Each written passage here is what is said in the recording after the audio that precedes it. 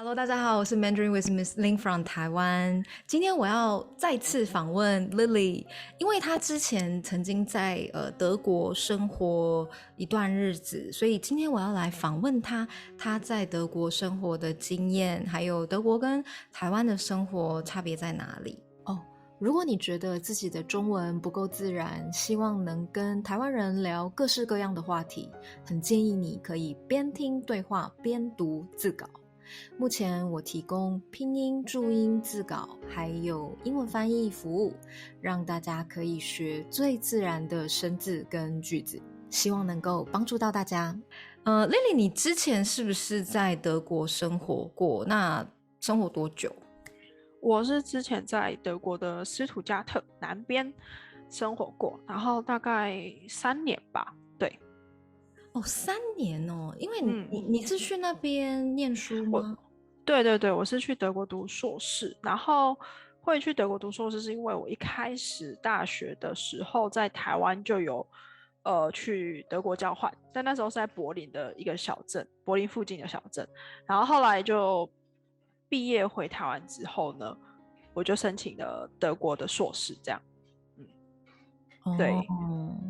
嗯，所以你觉得德国的读书的环境怎么样？你等我一下哦，我可能要玩，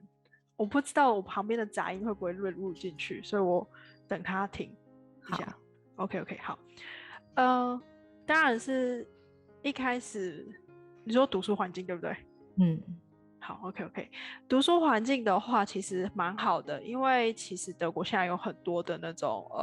国际学程，就是你不用讲德语，你就可以先去申请的。那这个对很多国际学生来讲是很方便的，这样子对。然后德国的硕士也是2年，就跟台湾很像，所以我觉得没有什么不好的这样子，对。那德国的生活还习惯吗？一开始我觉得直接到欧洲去的话，其实跟亚洲真的非常不一样。就是说，不管是人文、食物，就是没有办法再跟亚洲任何国家相比，它就是一个不一样的对，体制跟天文化。气、天气、人，所有的生活习惯，这完全都是改变了。对，然后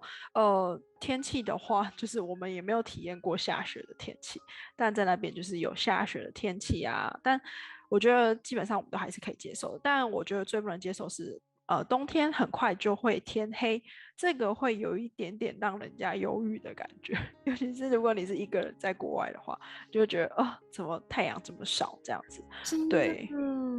对，然后生活便利性的话，当然就是不比台湾啦。但我觉得这个就是换来当地的工作可以工作生活平衡这件事情，因为不是每个人都要工作超时，然后去服务，服务业没有这么严重的成分在，就是礼拜天所有的店就关门，那大家可以好好陪家人，这件事情我觉得是很棒的。对，没错，我真的必须要说，我觉得，因为我现在住法国，所以我完全可以体会，就是礼拜天是神圣